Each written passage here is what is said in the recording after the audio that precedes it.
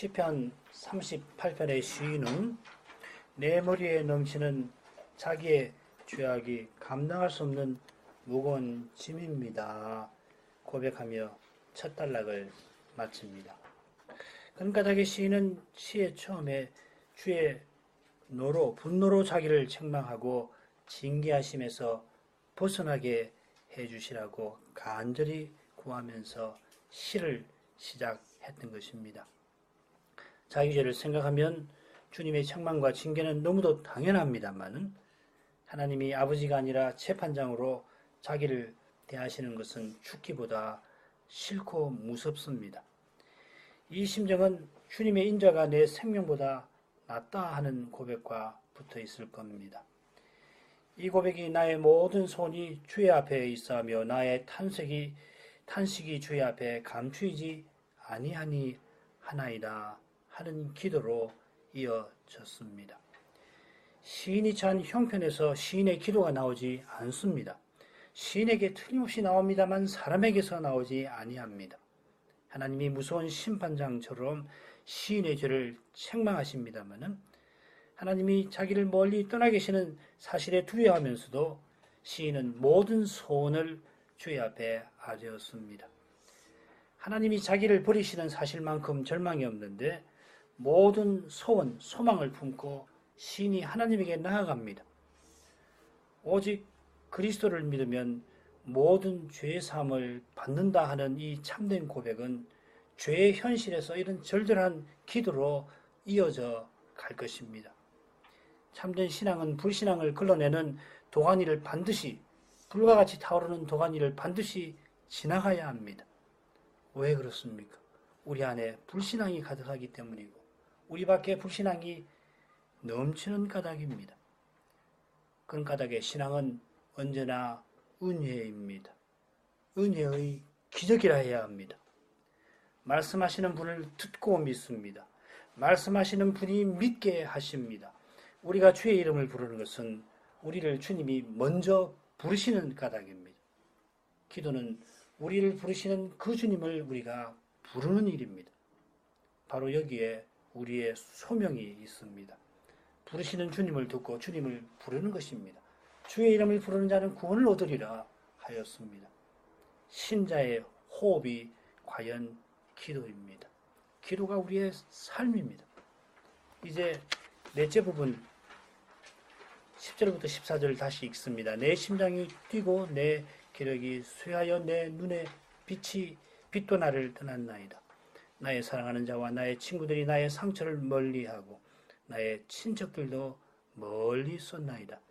내 생명을 찾는 자가 올무를 놓고 나를 헤아리는 자가 괴악한 일을 말하여 종일토록 괴계를 도모하오나 나는 귀먹은 자같이 듣지 아니하고 벙어리같이 입을 열지 아니하오니 나는 듣지 못하는 자 같아서 입에는 변박함이 없나이다. 이 단락은 둘째 단락처럼 지금 이것이 여섯 단락이죠. 둘째 단락처럼 시인이 주의 분노로 징계받는 형편을 잘 보여줍니다.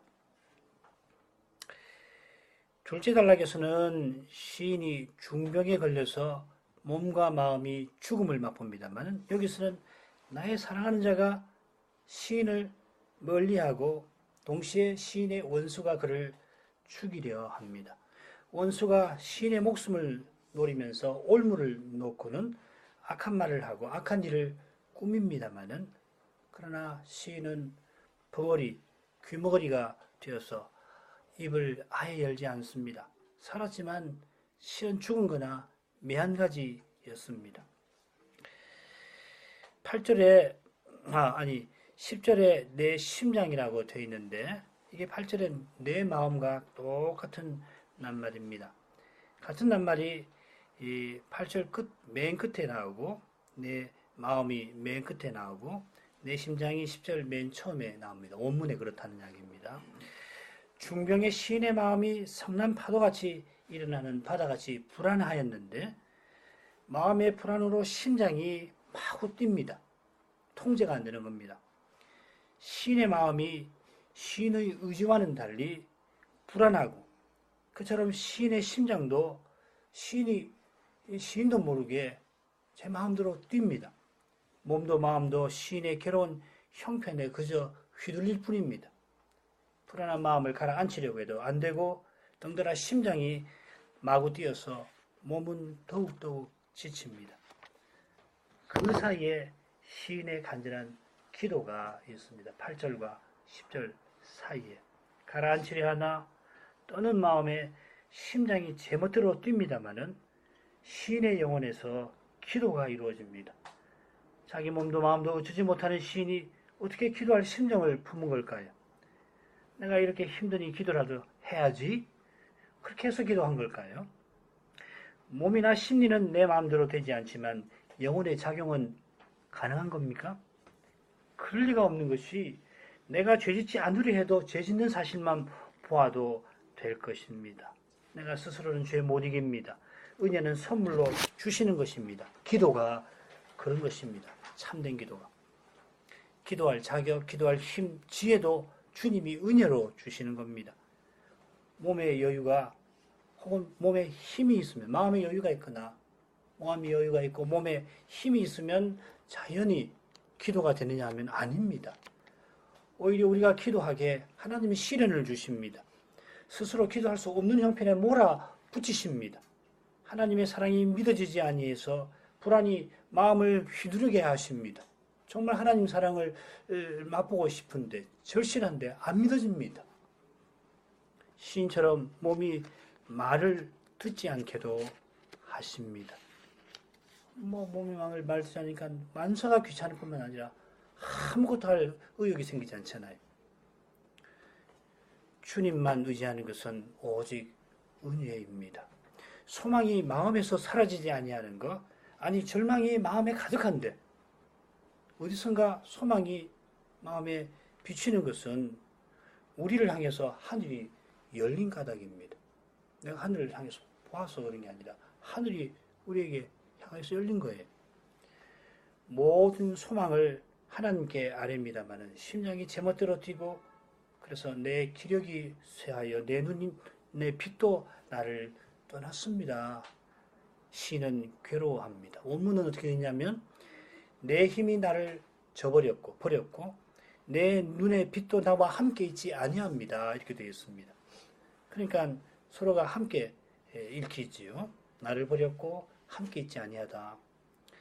중병에 걸린 사람이 심장이 이제 막 뛰니까 남은 기력마저 쇠하여서 다 소진되어 버린 겁니다. 이 눈의 빛도 시력이 아니라 활력을 가리킵니다. 시인은 죽은 거나 진배 없습니다. 그러나 죽어가는 시인이 죽은 시인이 주여 하며 자기 사정을 아뢰었습니다. 우리의 죽은 몸이 무덤에 방치되어 있는 게 아니라 주님의 손에 여전히 있을 것처럼 그분의 손에 우리의 삶이 있습니다. 살았으나 죽었으나 그리스도의 거신 거기에 우리의 위로가 있습니다. 이제 죽음뿐이구나 느끼는 그때도 주님의 손에 우리가 있습니다. 시는 그저 신체적인 죽음만 언급하지 신체적인 죽음만 언급하지 않는다는 것이 이달락 마지막 부분에서 짐작할 수 있습니다. 신체적 죽음만큼 사회적 죽음은 연약한 인생이 감당하기 힘듭니다. 때로는 더 힘듭니다.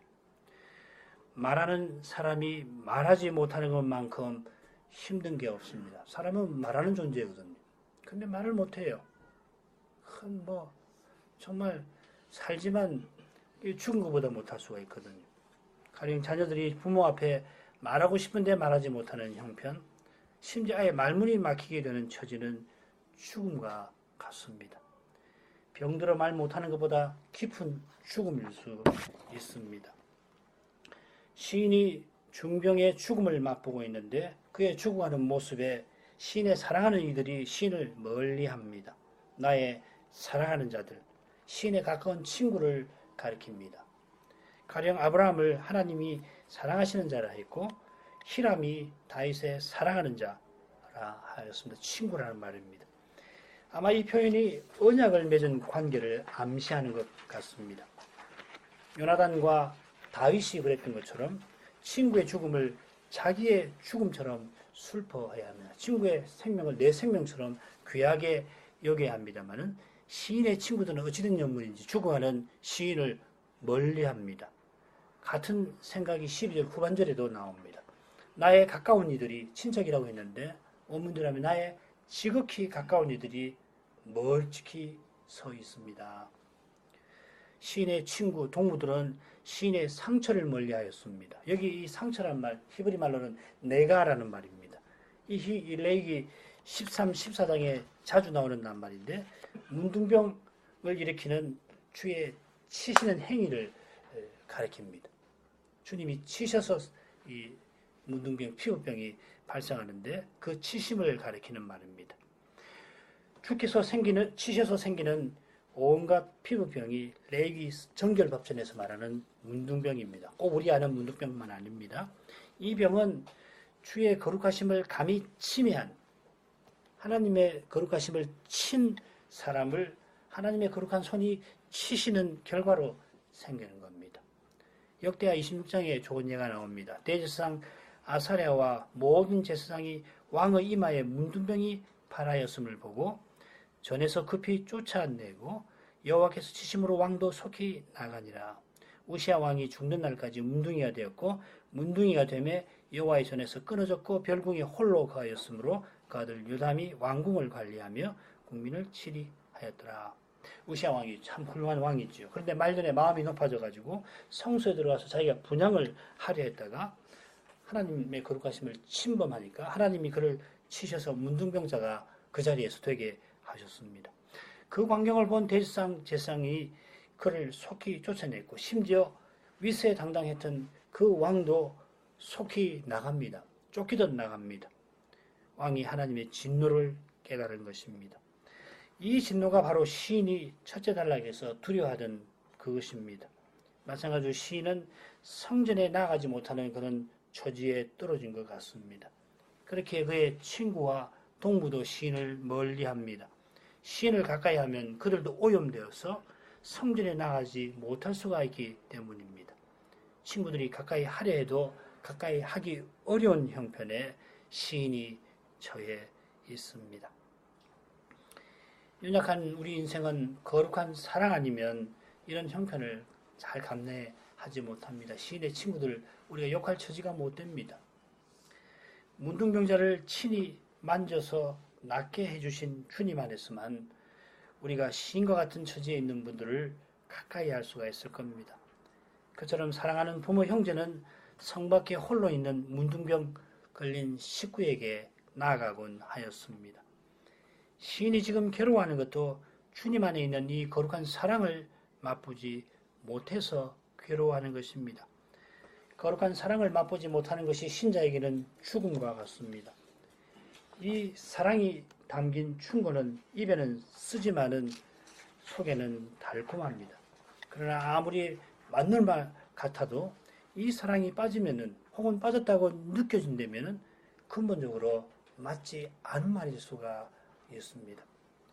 그 자체가 아무리 옳은 말을 하지만 그 말하는 그 태도 그 자체가 근본적으로 맞지 않는 것일 수 있습니다.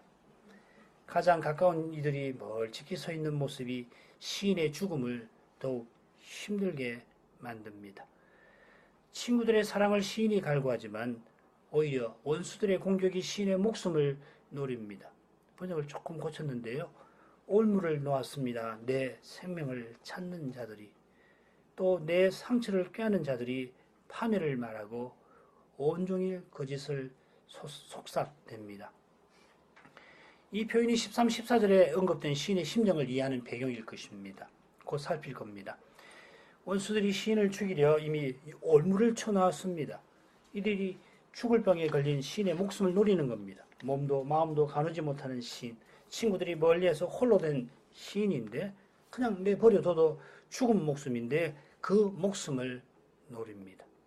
이미 온몸에 성한 데가 없고 게다가 하나님의 손에 치심을 받은 몸인데도 그 몸에 더욱 상처를 입히려 합니다.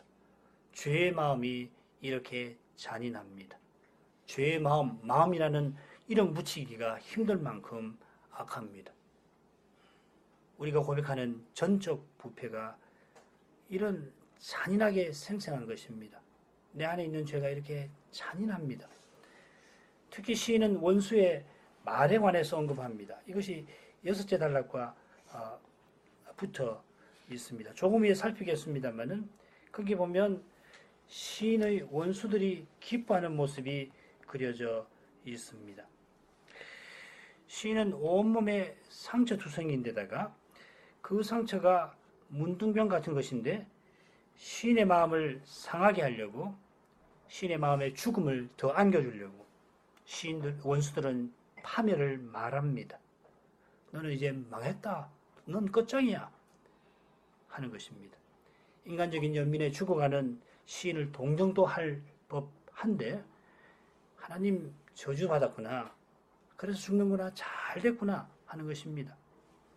그처럼 원수들은 온종일 그 짓을 말합니다. 여기 말한다는 말은 사자가 어르릉 되거나 비둘기가 구구구구 하는 그런 이미지를 가졌는데 여기서는 서로 모의하는 태도를 가리키는 것 같습니다.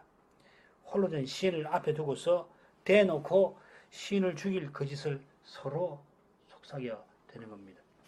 시인에게 대놓고 시인에게 바로 대놓고 말하지 아니하고 서로 속삭대는 것이 시인을 더욱 괴롭게 만듭니다. 글이 칼보다 강하다 하는 말 우리 청소년들 아시죠? 그죠? 그런 말이 있습니다만은 예리한 칼보다 날선 말이 때로는 훨씬 마음을 깊이 도려내는 법입니다. 원수의 이런 모습에 비추어 이어나오는 시인의 심정을 조금 더 헤아릴 수 있겠습니다. 시인은 귀먹은 자 벙어리 되었습니다. 시인 앞에 대놓고 서로 속삭대는데 그 소리는 알아듣기 어렵습니다만은 어떤 칼보다 예리하게 시인의 마음을 도려냅니다. 차라리 듣지 못하면 좋겠습니다. 차라리 대놓고 말하면 좋겠다 하는 마음입니다. 알아듣기 어려운 음성들이 친구들에게 깊이 되어서 홀로 된 시인의 마음을 옥죄입니다. 주님에게 버림받은 것 같은 두려움에 불안한 시인의 마음을 더욱 흔들어댑니다. 차라리 듣지 못하게 되었으면. 시인은 원수들의 거짓에 논박할 마음조차 품지 못합니다. 몸도 마음도 지쳤습니다마는 그러나 자기의 많은 죄가 마음을 짓눌러서 내가 옳다. 아니 나는 옳다. 이런 마음을 도무지 품을 수가 없습니다. 하나님께 징계받으면 그렇게 됩니다. 틀림없이 내가 그렇게 하지 않았습니다마는 그러나 주님 앞에 드러난 내 죄를 생각하니까 다른 사람 비난할 내가 옳다고 변호할 마음이 생기질 않습니다. 그런 마음이 저절로 일어납니다. 저 아닌데, 난 그렇지 않았는데, 난 그렇게 한 건 아닌데, 그렇지만은 주님의 진노가 그런 아닌데 내가 옳은데 그런 마음이 들수록 주님의 진노가 더욱 두려워지는 것입니다. 그저 의로우신 주님의 처분에 맡깁니다. 주님의 긍휼만을 구할 뿐입니다. 내가 옳아서 구원받는 거 아닙니다. 내가 구원받아서 겨우 옳은 길에 서게 된 것입니다. 게다가 주님의 징계 아래 있는 몸이 어떻게 조금이나 또 주님의 앞에서 마음을 높일 수가 있습니까? 아니 주님 복 주심 아래 살면은 우리가 더욱 겸손해야 옳습니다. 이런 심정에서 참된 기도가 나옵니다. 여호와여 내가 주를 바라싸우니 내 주 하나님이 내게 응낙하시리이다. 우리가 조금 전에 제가 착각해 있는 4번째 단락이 되겠구만요. 그죠? 이것이 5째가 되겠네요. 자기 죄를 회개하며 다만 주님의 자비를 구하는 심정이 바로 기도하는 마음입니다. 기도가 죄만 회개하는 것 아닙니다만은 모든 제사가 속죄의 절차부터 시작되듯이 기도의 출발은 우리 죄를 담당하신 그리스도의 공효를 의지하는 것입니다. 그리스도의 공효를 전심으로 의지하는 거기서 기도할 자격이 나옵니다. 나로 말미암지 않고서는 아버지께로 올 자가 없느니라 하신 그리스도 안에서만 우리가 아버지께 나아갑니다. 큰 죄 지었든 짓지 않았든 근본적으로 똑같습니다. 거룩한 삶을 살았더라도 그 거룩한 삶이 근거로 곧 나의 의를 들어서 하나님 앞에 나아가지 못합니다. 그처럼 하나님 앞에 뭘 구하든지 우리는 근본적으로 상거짐을 고백하는 것입니다. 우리가 스스로 무엇을 넣고 얻지 못하는 것만 하나님에게 구하는 것 아닙니다. 모든 선한 것이 오직 하늘의 아버지에게로부터 선물로 옵니다. 그분이 구하라 하셔서 우리가 구합니다. 명령하시니까 받듭니다마는 그 명령을 받을 힘도 구할 힘도 명령하신 그분이 주시는 것입니다. 우리가 거짓임을 깨닫고 간구하는 그 사실이 주님이 주신 선물입니다.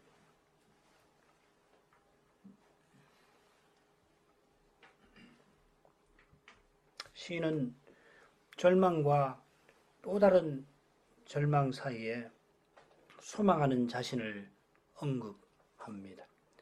시인이 주를 바라는 기도는 절망 가운데 있는 인생을 주님이 찾아오신 까닭입니다. 절망하는 인생들로 하나님을 찾게 하신 것입니다. 바로 여기에 소망이 있습니다. 부르시는 그분이 소망이십니다. 하나님이 부르심이 우리에게 소망입니다.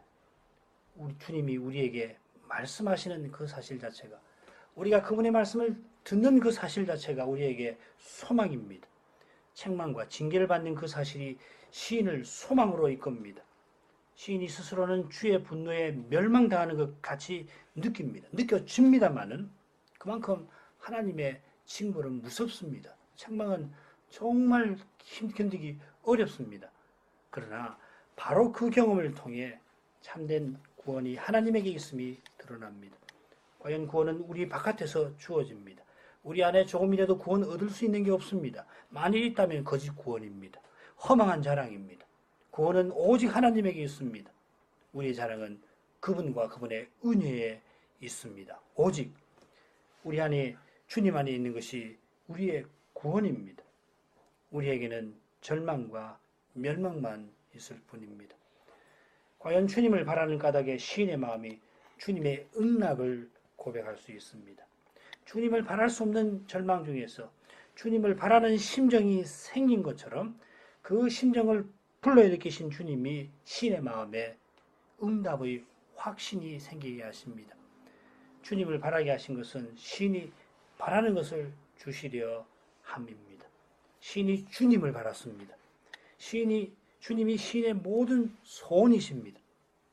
주님이 시인이 바라는 그 사랑을 이미 맛보게 하셨고 장차 온전히 알게 하실 것입니다. 달리 표현하면은 주님의 그 사랑이 절망과 절망 사이에서 시인을 붙들고 계시고 그러면서 장차 온전한 소망 가운데 나아가게 하실 것입니다. 우리가 절망의 현실에서 주님의 사랑을 갈구하는 것은 주님의 사랑이 그 현실에서 우리를 붙드시는 증거입니다. 그런 까닭에 시편 73편의 시인이 이렇게 고백합니다. 내가 이같이 우매 무지하니 주의 앞에 짐승이오나 내가 항상 주와 함께하니 주께서 내 오른손을 붙드셨나이다. 주님의 사랑이 절망의 현실 가운데서 우리를 붙드십니다마는 그 현실에서 우리는 주님의 사랑을 붙들려고 합니다. 인생이 이렇게 연약합니다. 무지합니다. 죄의 어둠이 다 그치는 그날, 우리가 거룩한 빛을 온전히 보는 그날, 시인의 이 고백을 환히 깨닫게 될 것입니다. 우리가 주님과 함께함은 주님이 오른손으로 붙들어 주시는 데에 있습니다. 그러나 우리는 우리를 붙드시는 그 손을 보지 못하고 우리 손으로 주님을 붙들고자 합니다. 이것이 사람입니다. 연약한 인생이 말씀을 듣지 않을 수가 없겠습니다. 그 말씀에서 어둠을 밝히는 빛이 늘 빛입니다. 이제 6달러. 내가 말하기를 두렵건대 저희가 내게 대하여 기뻐하며 내가 실족할 때 나를 향하여 망자 존대할까 하였나이다. 내가 넘어지게 되었고 나의 근심이 항상 내 앞에 있사오니 내 죄악을 고하고 내 죄를 슬퍼함이니이다. 내 원수가 활발하며 강하고 무리하게 나를 미워하는 자가 무수하오며 또 악으로 선을 갚는 자들이 내가 선을 좇는 연고로 나를 대적하였나이다. 20절까지 주님의 응답을 확신하던 시인이 다시 절망의 현실로 돌아옵니다. 확신하던 마음이 다 사라져버리고 괴로운 현실이 마음을 사로잡은 것은 아닙니다. 16절부터 18절까지 보면 우리말은 잘 드러나지 않습니다만 원문은 똑같은 말로 낱말로 시작합니다. 이 낱말이 시인의 바람과 확신을 설명하는 표현입니다. 그걸 살려 번역하면 이렇습니다. 이는 내가 이러이러하게 말함이니이다. 또 17절 이는 내가 넘어지고 나의 근심이 항상 내 앞에 있게 됨이니이다. 18절도 마찬가지입니다. 이는 내 죄악을 고백하고 내 죄를 슬퍼함이니이다. 요즘에는 뭐 이렇게 표현하지 않고 이는 이러이러하기 때문입니다. 이렇게 표현하죠. 한글 개역 성경은 18절에서 이 표현을 살려 번역했습니다. 슬퍼함이니이다. 슬퍼하는 까닭입니다. 슬퍼하기 때문입니다. 이렇게 되어 있습니다. 19절과 20절은 18절에 이어지는 내용이라 보시면 되겠습니다.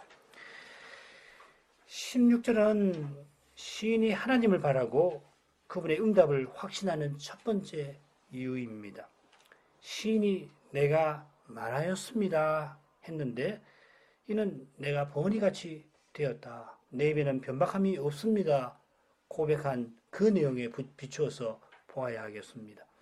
내가 말하였다는 것은 내가 생각하였다 하는 뜻입니다. 흔히 이렇게 씁니다. 시인이 악인들 앞에서 마치 벙어리같이 되었는데 침묵하는 중에 시인은 원수들이 자축하며 승리를 자축하며 망자손대할까봐 자기들을 자랑할까봐 염려하였습니다.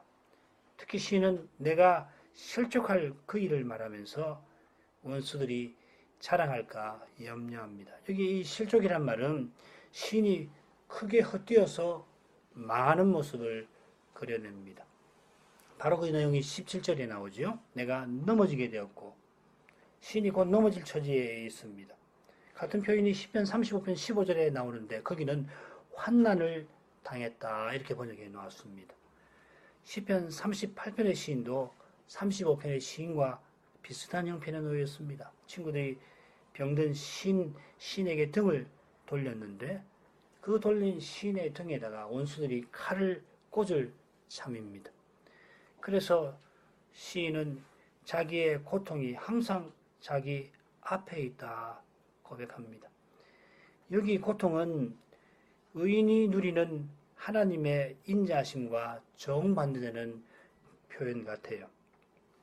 시편 32편에 보면은 같이 슬픔이라는 말로 번역이 됐는데 악인에게는 많은 슬픔이 있으나 여호와를 신뢰하는 자에게는 인자하심이 두루리로다. 여기는 슬픔이라고 했고 여기는 고통. 32편에서는 슬픔, 여기서는 고통이라 하였습니다.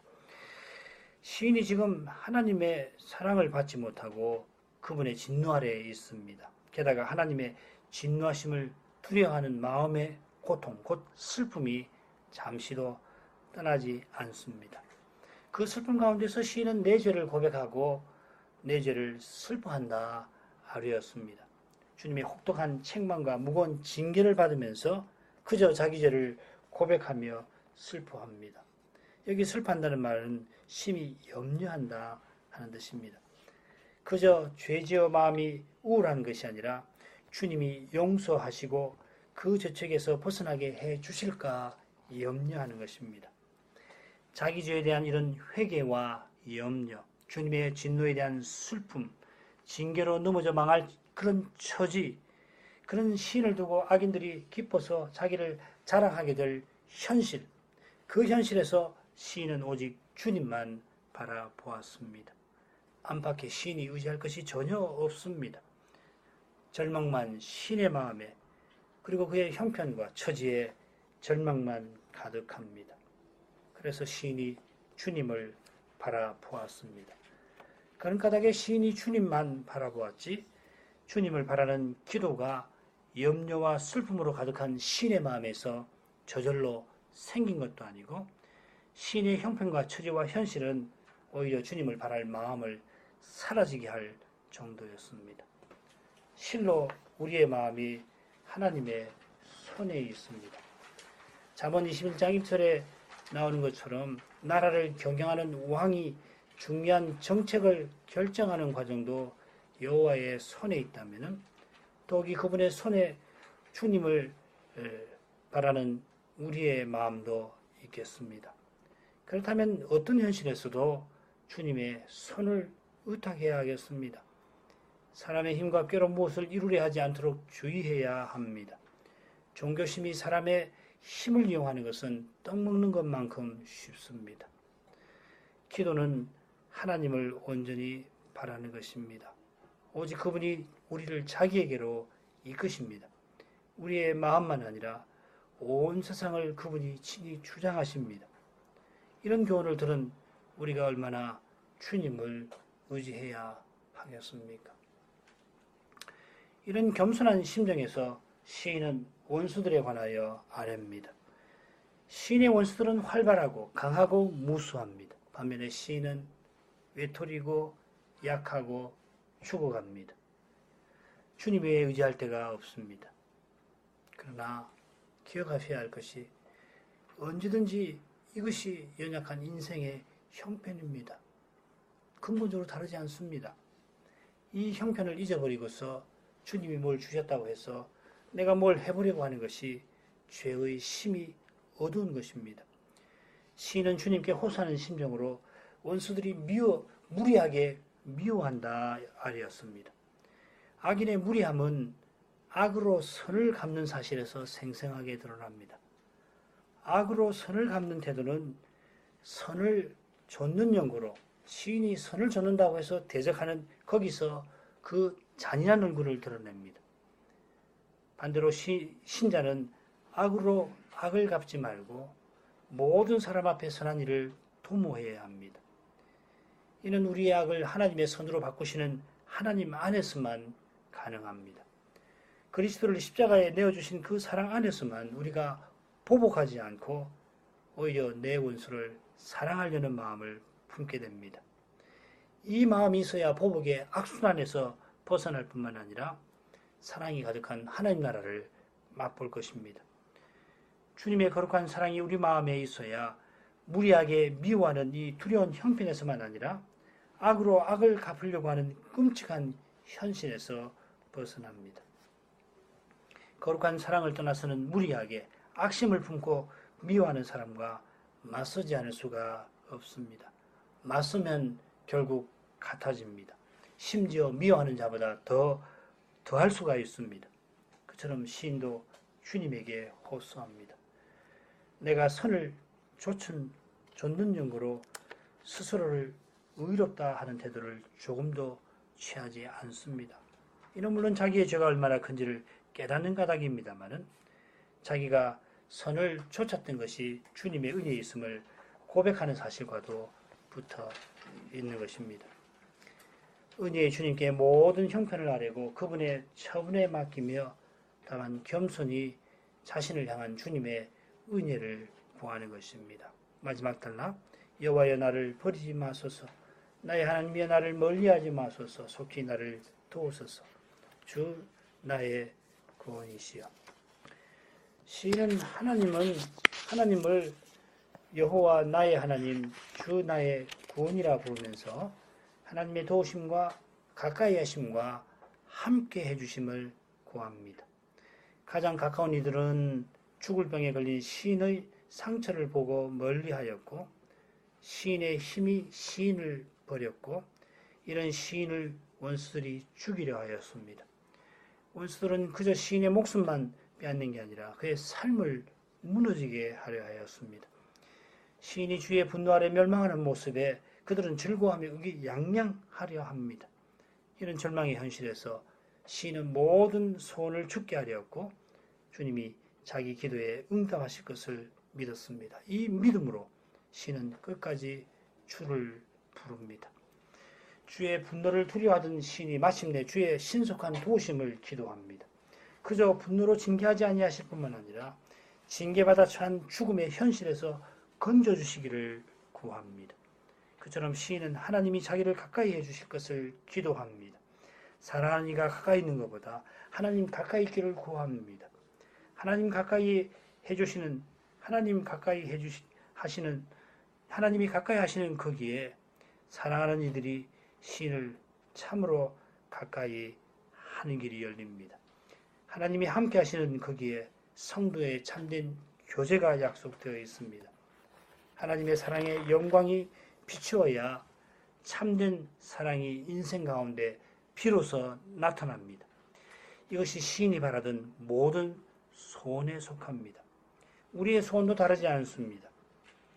이 소원이 어느 때보다 우리의 소원이 되었습니다. 이 소원이 주님 앞으로 나아갑니다. 주님이 이 소원을 틀림없이 받아주실 것입니다. 잠시 우리를 향하여 그 노염은 잠깐이고 그 은총은 일평생입니다. 그분의 무한하신 사랑이 그 잠깐도, 진노하시는 그 잠깐도 천년같이 길게 여기실 것입니다. 기도하겠습니다.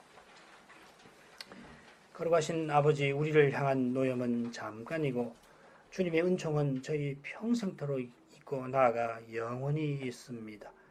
저희 죄를 생각하면 저희가 영원히 하나님의 진노 아래에 있어야 마땅합니다만 그리스도 안에서 저희 죄를 도말해 주실 뿐만 아니라 성신을 주셔서 이제도 저희와 함께 해 주십니다. 저희와 함께 하셔서 저희가 주님 안에서 참된 교제 가운데 있기를 소원합니다. 함께 하나님께 점점 나아가기를 구합니다. 영원토록 하나님을 찬송하는 자리에 함께 있기를 원합니다.